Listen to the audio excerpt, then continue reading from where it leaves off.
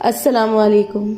मैं सिद्रा मोहसिन सादिया आबिद के नावल कफ़स के पंछी की 26वीं किस्त के साथ हाजिर हूँ। उम्मीद करती हूँ इस सफ़र में आप हमारे साथ रहेंगे।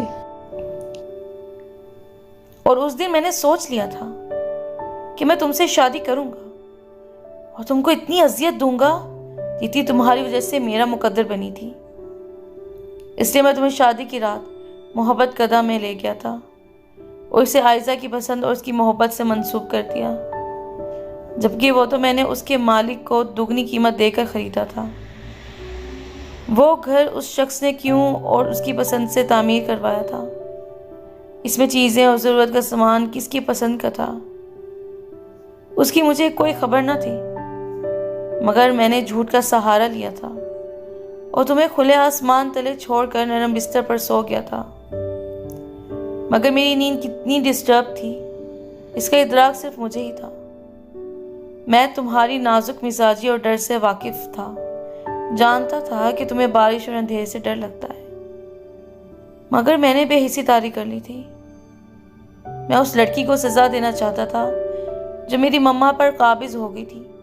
अंधेरी बरसती रात तुम्हारे लिए इसलिए मुंतखब की थी कि मेरे जहन में वो रात थी जब तुम खेलते खेलते टेरेस पर फंस गई थी और मम्मा से मुझे और हाशिम को डांट ही नहीं मार भी पड़ी थी।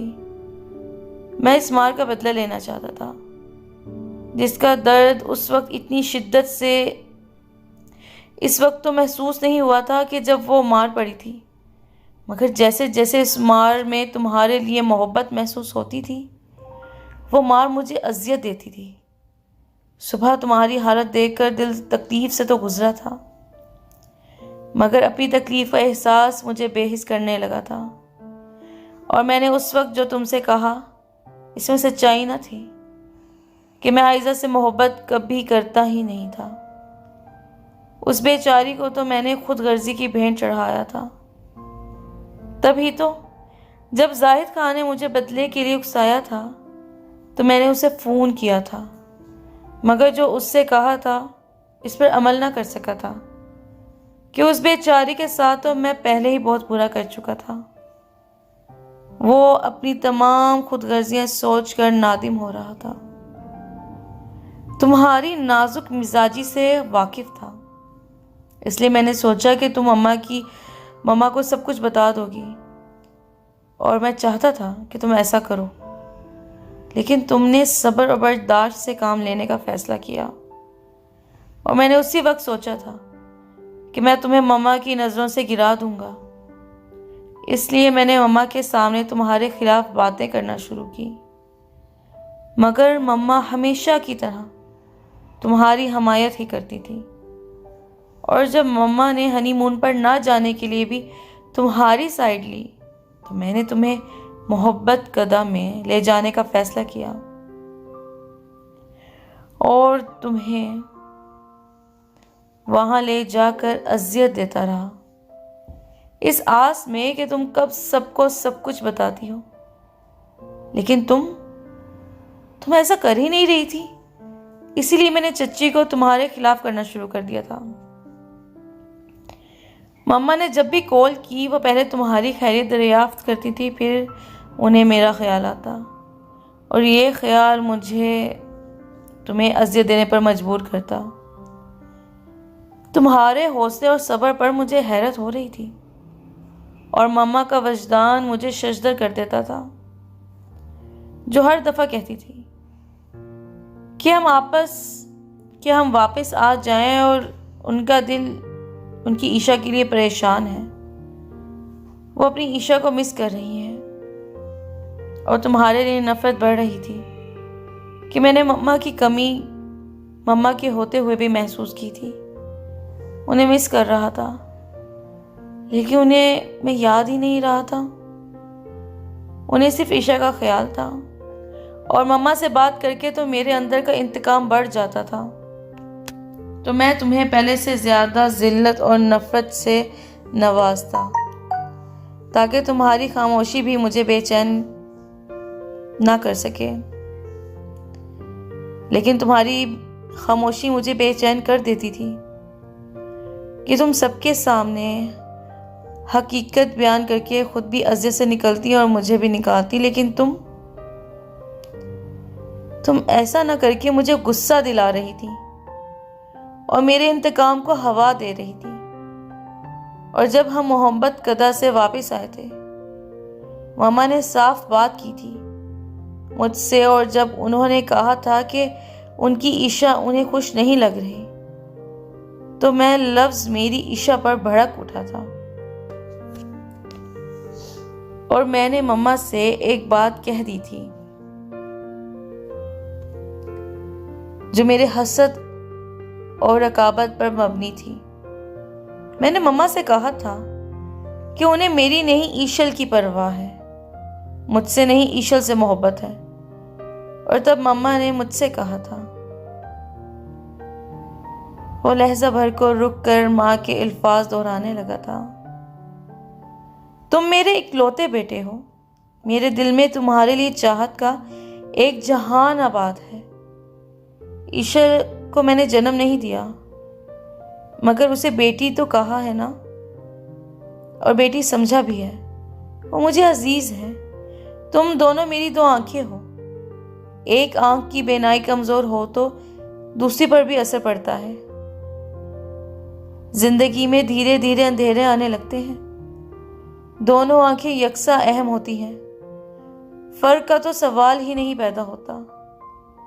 मैंने तुम में और ईशल में कभी कोई फर्क नहीं किया, तो तुम्हारे जहन और दिल में फर्क क्यों आया? मैं चाहकर भी समझ नहीं पा रही कि मुझे कोई ऐसा लम्हा याद नहीं आ रहा कि जब मैंने तुम दोनों में फ़र्क किया हो, ईशा को तुमसे ज़्यादा अहमियत दी हो। आयज़ा के लिए तुम्हें इनकार करके ईशा के सामने तुम्हारी खुशियों की हामी इसलिए भरी थी कि मैं जानती थी कि एक ईशा ही तुम्हें खुशियाँ दे सकती हैं। अपनी ईशा का ख्याल करती तो कभी हाँ ना करती, मगर मैंने हाँ की तो सिर्फ तुम्हारी खुशियों के लिए, ईशा की खुशियों के लिए नहीं। कि मैं जानती थी कि वो मोहब्बत के बगैर तो जी सकती है, लेकिन इज्जत के बगैर नहीं। और एक वही थी जो तुम्हें खुश रख सकती थी, लेकिन तुमने उसकी इज्जत का मान बिखेर दिया, और उसके लिए मैं तुम्हें कभी माफ नहीं करूंगी। गलती तुमने की है, सजा भी तुम्हें ही मिलेगी। तुम ईशा से अपने किए गए हर अमल की माफी मांगोगे। उसे इज्जत से बीवी बनाकर रख सकते हो तो ठीक है, वरना कोई फैसला कर लो। एक और बेयकीन कर देने वाली बात, कौसर लोधी ने बेटे के कुछ भी बताए बिना सिर्फ अपने महसूसात की बुनियाद पर बेटे की फितरत को देखते हुए अलहदगी की बात कर डाली थी।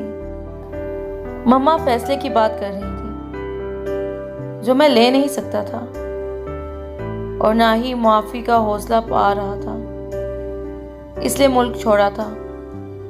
और मम्मा के कई बार बुलाने पर मैं आया ही नहीं, मगर उनके दूध ना बख्शने की धमकी पर चला आया था।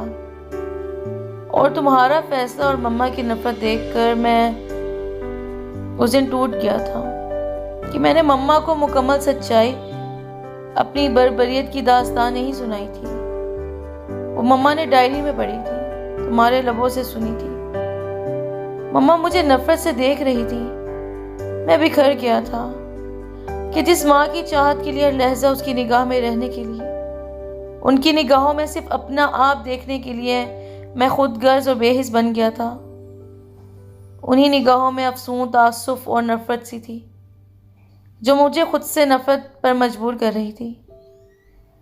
और जितने दिन तुम हॉस्पिटल में रही थी, मम्मा ने ना मेरी तरफ देखा था और ना मुझसे बात की थी, बस मुझे डायरियां पढ़ने को दी थी।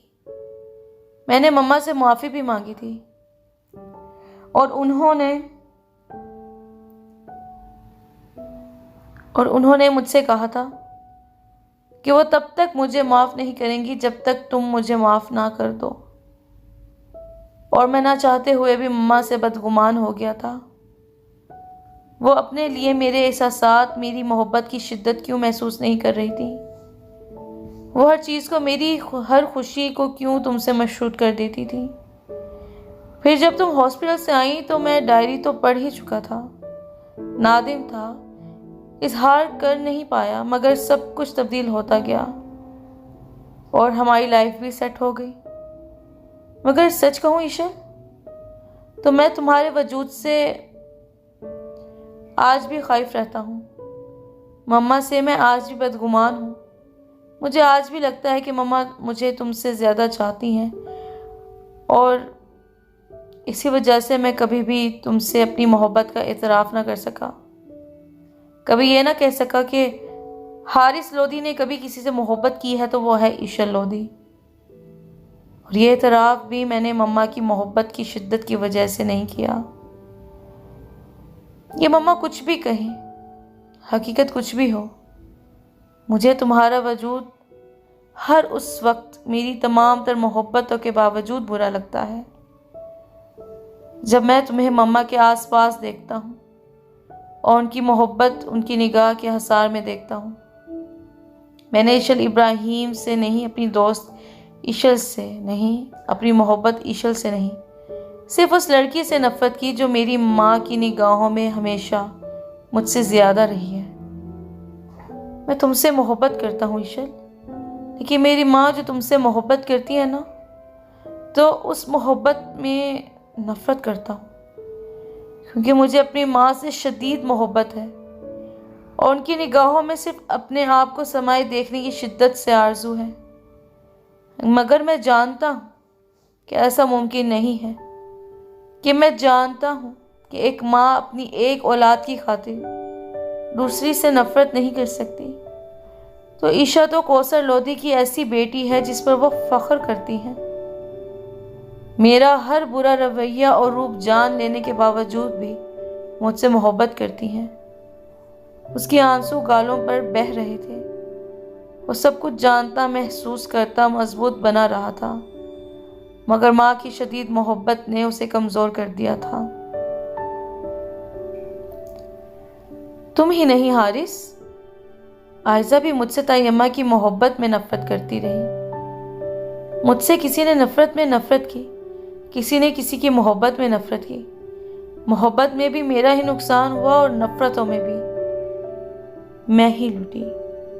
लेकिन सच्चाई से उस वक्त अपने महसूसात क्यों कहूँ ना, तो तुम्हारी नफ़रत वक्त पर थी, इसलिए बर्दाश्त हो गई, जैसे तैसे झेल ही गई।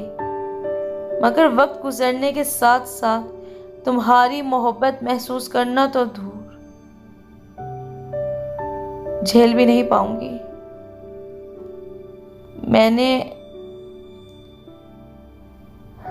तुमने नफ़रत की, मुझे कोई अफसोस नहीं, मैंने बर्दाश्त कर ली। मगर तुम्हारी मोहब्बत तासुफ में मुब्तला होकर रह गई है। काश कि जब वक्त था तब तुम अपनी मोहब्बत अयां करते, नफ़रत की बारिश में भिगोया था तो मोहब्बत की छाँव में सूखने देते। अब तो नफ़रत की धूप ने मोहब्बत के तमाम रंगों को बेरंग और बदनुमा कर दिया है। नफ़रत की धूप ने मोहब्बत की नमी को खुश्क कर दिया है। अब मोहब्बत की ज़रूरत नहीं रही कि ज़रूरत के वक्त तो नफ़रत की धूप ही मज़ा देती है, और ज़रूरत के इख्तिताम के बाद मोहब्बत की छाँव में भी रंगीनी और शगुफ्तगी नहीं रहती। एक उम्र गुजर गई तिश्नगी सहते सहते, और मेरी तिश्नगी तो एक बूंद से मिटने को तैयार थी। और अब उस समुंदर का क्या करूं कि जब तिश्नगी मिटाने की चाह ही नहीं रही। अब तो तिश्नगी और कफस को ही हासिल ज़िस्त जहाँ है। उसका लब और लहजा सादा था, वो उसे देख रहा था कि जिससे मोहब्बत तो की थी पर इजहार न किया था, और किसी और से इजहार मोहब्बत करते ज़िस्त गुजारी थी। मोहब्बत की चाह में नफ़रत को गले लगा लिया, खुद भी तृष्णा रहा था और उसे भी रखा था कि बुरी सोच बुरा अमल करने वाले को तकलीफ़ देता है ना, इतना दर्द और तकलीफ उसे नहीं देता कि सज़ा जिसे दी जा रही हो। और मुतमईन और खुश तो वही रहते हैं जो जितना हो और जैसा हो उस पर राज़ी हो। ज़्यादा की चाह में कम को भी खोना पड़ता है। जो ना हो उसे हासिल करने की चाह जो हो उसे भी छीन लेती है। इससे अल्लाह की रज़ा कम पर खुशी और राज़ी होने में ही है, और इसी में इत्मीनान और खुशी छुपे हैं। वरना सिर्फ खसारे ही खसारे हैं कि होना वही है जो अल्लाह की रज़ा है और जो अल्लाह चाहता है। ईशन, उसने बड़ी बेबसी से पुकारा था। कुछ ना कहो हारिस, अब कुछ कहने सुनने का वक्त चला गया। उसका अंदाज बेलचक था और उसने ना चाहते हुए भी खामोशी इख्तियार कर ली थी। उसको तकलीफ में देखकर उसे मलाल होने लगा था, मगर वो कुछ नहीं कर सकती थी कि हारिस ने खुद ही अपने लिए ही नहीं उसके लिए भी तशनगी को चुन लिया था। और हारिस ने उसकी बेबसी को देखते हुए मौजू को बदलते एक नई बात की थी जो उसके लिए काफ़ी गैर मुतवक्को थी, मगर वो खुद को कंपोज करके बोला था, लेकिन तुम तो मना कर चुकी थी ना, किसी कीमत पर हाँ करने को तैयार न थी, तो अब वक्त बदल गया है, हालत बदल गए हैं, सोच और नजरियात तो बदलना ही पड़ेंगे कि ऐसा ना किया तो वक्त नहीं बदलेगा और हालात हमारे मुखालिफ ही रहेंगे। इसलिए मैंने सोचा है कि झुककर टूटने से बचा जाए। वो धीमे धीमे बोलती उसे हरगिज़ भी हैरान नहीं कर पाई थी कि आज ही नहीं, वो तो हमेशा से झुकती आई थी और लोग माने या ना माने उसकी अच्छाई और आला ज़र्फ़ी का इतराफ़ तो कर ही लेते थे। और हारिस वैसे भी अमल वाला वाक़या तो ऐसा है कि अब कोई गुंजाइश तो बची ही नहीं कि निकाह तो हो चुका है। उबैद अच्छा लड़का है, उसकी तरबियत अच्छे हाथों में हुई है, इसलिए इत्मीनान है। हाँ, अल्लाह ना करे अगर वो अच्छा ना होता और मेरा इत्मीनान भी रुखसत हो जाता, तब भी मैं रिश्ता ख़त्म करने की बात ना करती। अमल को यही समझाती कि वो कॉम्प्रोमाइज़ करे। ज़िंदगी बिना कॉम्प्रोमाइज़ की कठिन हो जाती है और रिश्ते टूट जाते हैं, जबकि रिश्तों की आबियारी खूने जिगर देकर करनी पड़ती है। उसके लहजे में अजियत सी दर आई थी। और इसी के साथ सादिया आबिद के बेहतरीन नॉवल कफस के पंछी की 26वीं किस्त इख्तिताम पजीर होती है। आखिरी किस्त के साथ इंशाअल्लाह जल्द हाजिर होंगे। अल्लाह निगहबान।